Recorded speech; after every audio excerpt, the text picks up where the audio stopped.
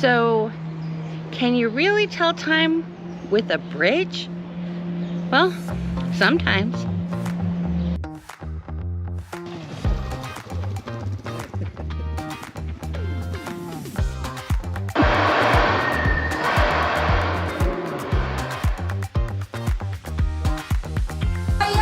She is our Gila monster.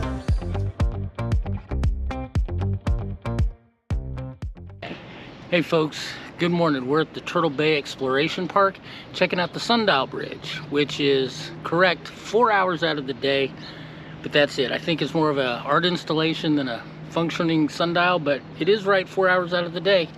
Let's take a look. The Sundial Bridge is part pedestrian bridge and part art installation. It crosses the Sacramento River in Redding and connects the Botanical Gardens to the Turtle Bay Exploration Park. The Sundial Bridge is made of glass and steel, and it's just beautiful. The glass, looking like sea glass, just makes it even more beautiful. Okay, so they say it's right 4 hours out of the day, but I'm still not quite sure how to read that. While not accurate in winter, the shadow from the bridge does move about a foot per minute, so you can easily see it move between 11 a.m. and 3 p.m. This is definitely not the only reason to visit. The views of the Sacramento are gorgeous. Okay, so we were here when it first opened about 20 years ago, and almost nothing about the Discovery Center was completed. So we're really excited to see what's going on there now. But I gotta warn you, it is July 15th and it is 92 degrees already and it's not even 10 o'clock. So be warned if you're coming in the summer. The bridge opened on July 4th, 2004.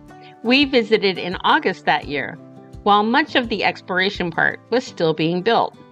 The bridge is 700 feet long, and that 217-foot fin is constructed of 580 tons of steel. And there are 200 tons of glass and granite and over 4,300 feet of cable. The bridge is always free to visit, but the exploration park is certainly worth the fee to enter. Think about that family membership. If you have a larger family, you save money and get discounts inside. We couldn't wait to explore, starting off with the interior exhibits, but we had a huge surprise waiting for us.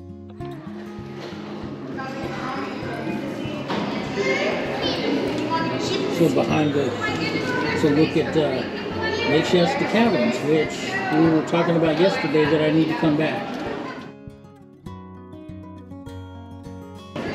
But this is a pretty cool representation.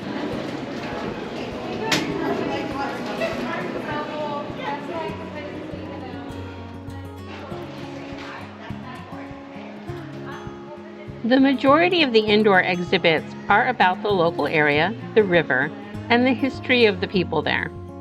I'm always a huge fan of the wildlife, and this museum actually does a wonderful job telling you all about what you could find here in the Redding area, even allowing you to see them up close and find out much more about them. These are Chinook salmon hatchlings, I guess.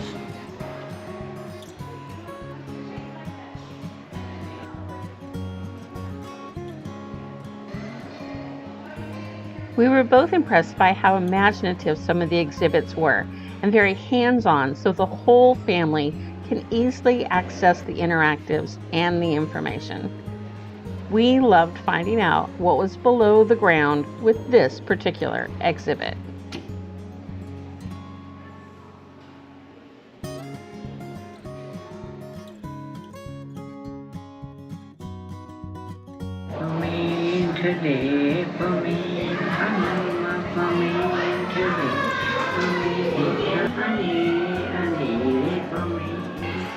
Indigenous peoples are celebrated here with lots of exhibits covering their daily lives and the impact they are still having on the community.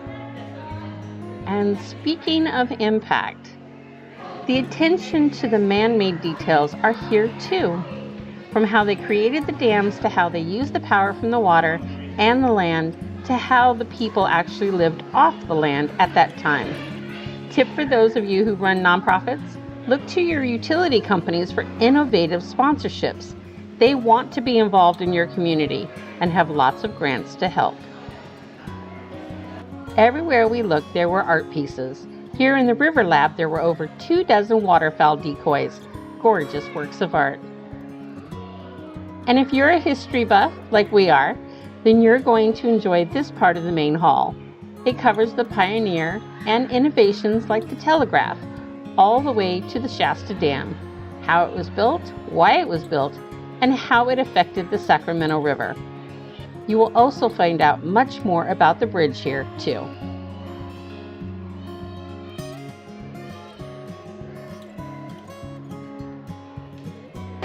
So what'd you learn?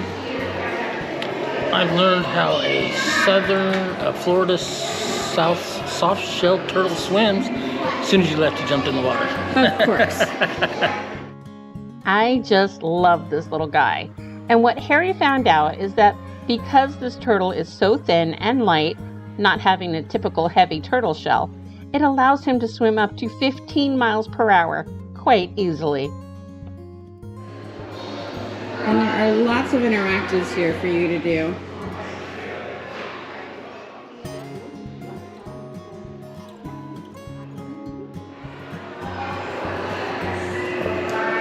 So a core sample taken from the Shasta Dam in the 1990s.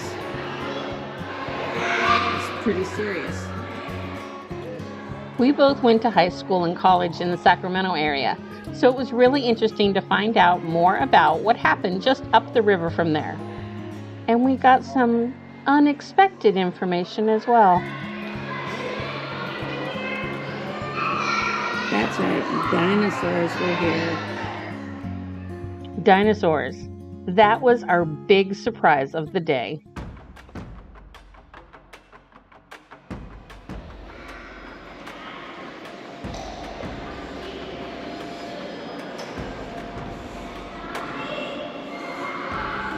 Holy moly.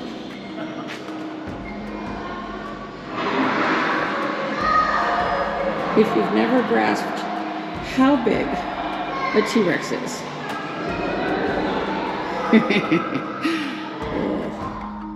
The museum has special exhibits each year, and you should check out what's going on this summer. They moved.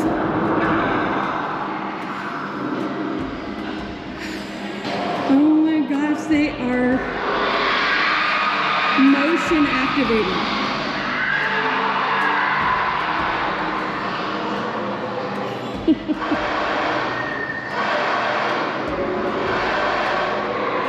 How fun is that? And just like that, we were 7 years old again and having the best time.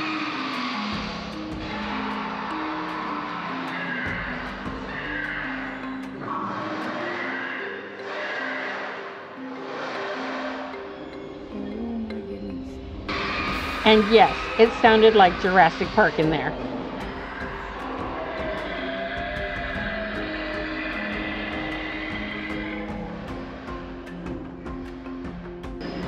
And next to each one are the excavated bones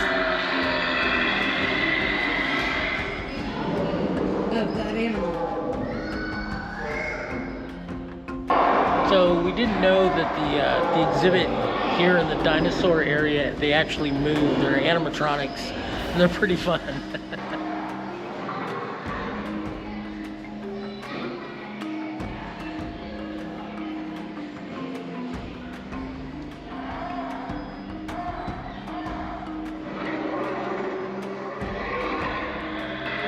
It was just so much fun exploring this area and learning about dinosaurs we'd never even heard of before, like the Torosaurus.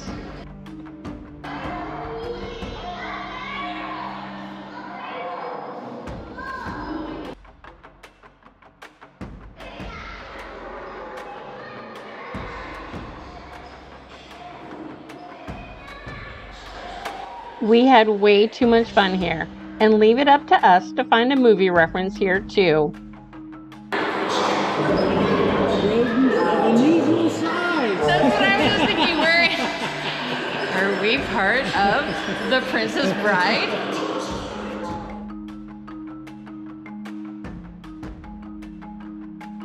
Alright, so if you watched our Petrified Forest film, you learned all about how petrified wood is, well, petrified.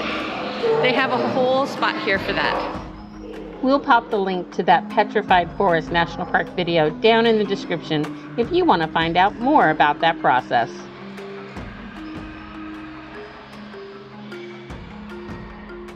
Hey, so we're gonna go do the asteroid experience. Let's see if we can film in there. Come on, let's go. Boys and girls, welcome to the asteroid experience at Expedition Dinosaur. Before the extinction of the dinosaurs, the world was warm and pleasant, and most of the land was covered with lush forests and an incredible diversity of trees, flowers, ferns, and trillions of animals. Torosaurus, large gentle giants, an ancient paradise, a world of plenty, teeming with life. Sun in the sky, and growing every moment, heading for the coast near the Yucatan Peninsula.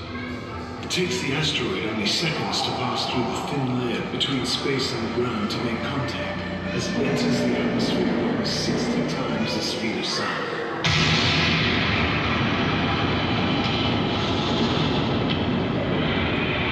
At this moment, the world was one way. In a fraction of a second, it would be changed forever. So we're on the Paul Bunyan boardwalk, heading down into some of the outside exhibits. We're going to show you a few of those and tell you about the rest. If you have kids who just want to run and play, this area is filled with playgrounds, animal exhibits, and more. It's a huge area to explore for the whole family. We were on our way to Millhouse, and across from the first playground, we found this gorgeous mural. So right now we're in the Reptile Center. There's all sorts of outside activities to do as well, including rescued animals. Right now it is seriously hot. All of the animals are hiding. But if you came seriously early in the morning or much later in the afternoon when it starts to cool off, you'll be able to see those. There's lots of playgrounds for the kids to play on, and there are animal presentations. We're hoping today that we're going to get to see a whole bunch of things about reptiles here in the Millhouse in just a few minutes. If so, we'll be able to share that with you too. Chuckwalla. Chuckwalla. Okay, so we just found out the Walk on the Wild Side show is Tuesdays through Sunday, but they play at 11 a.m. and 12 p.m. There's so much more here to see though. Let's go introduce you to some reptiles. This is a spiny-tailed monitor lizard.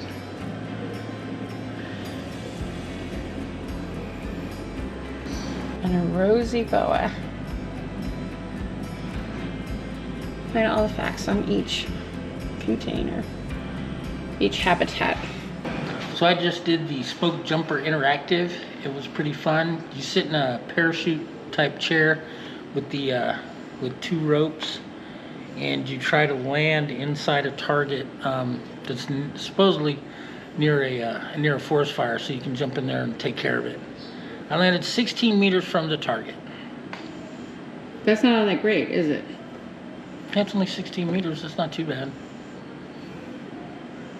It's what, 90 feet? There's between life and death. Yeah, well, yeah, it's 90 feet, so not so great as it was pointed out. Well, then I guess you need to try it again. Get better. Diana, she is our Gila monster. That's where the Gila monster went. Gila monsters are one of the very few types of venomous lizards out there. I got my information wrong. The presentation wasn't in the Millhouse, but just past it in the theater. We found a perch on the back patio of the Reptile Center to watch the show, so we didn't miss all of it, just part. Stimple Creek is a working watermill and much needed in the playgrounds during summer. But we were off to lunch. So we decided to stop and have lunch at the Mosaic restaurant here at the Turtle Bay Discovery Park. It's really nice. It's air conditioned. Not a lot of people yet. It is a little early for lunch. It's just before noon. But we got hungry. As we enjoyed the air conditioning, we saw the restaurant fill up around us, so make sure to arrive either early or late to get the easy seating. The strawberry lemonade was divine, the menu had lots of choices, but for us, the pizza hit the spot. So it's been a lot of fun here today, even though it is wicked hot today. Redding is known for heat, so it's not like it was a big surprise for us. But it was kind of disappointing. You really couldn't see any of the animals. Fun to go hang out in the mill house where the reptiles were. And now we're gonna have lunch. As always, you exit through the gift shop. What impressed us were the many choices for kids and adults alike, including, of course, a special selection of dinosaur stuff.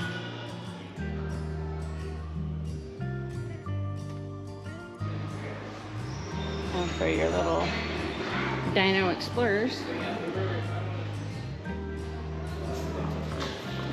And those looking for local foods.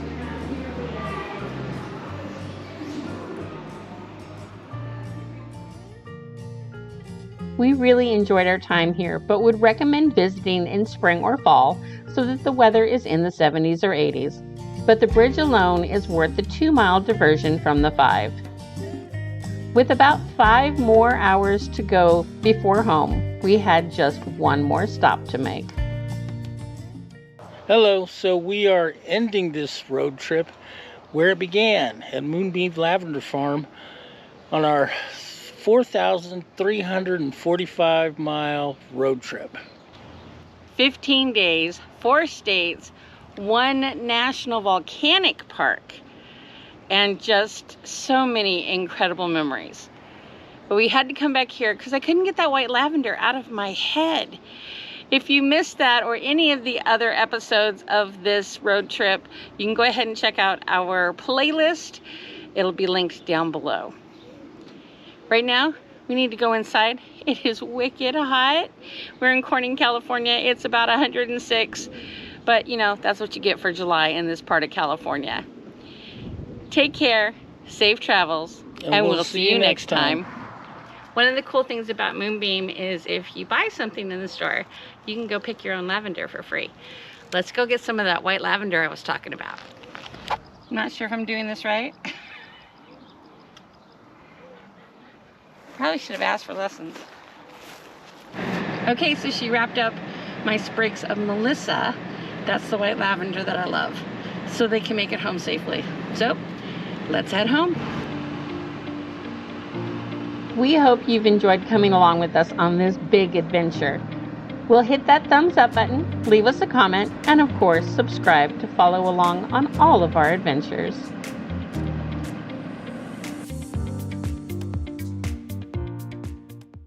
Hey folks, so we're at the Discovery Bay Turtle Bay Discovery Park. Hey folks, so we're at the Turtle Bay Exploration Park. Wait a minute. Yeah, it is Exploration Park. Okay. We've got the title right there. Right. If you missed any part of this trip, we'll leave the playlist link right here so you can catch up. See you next time.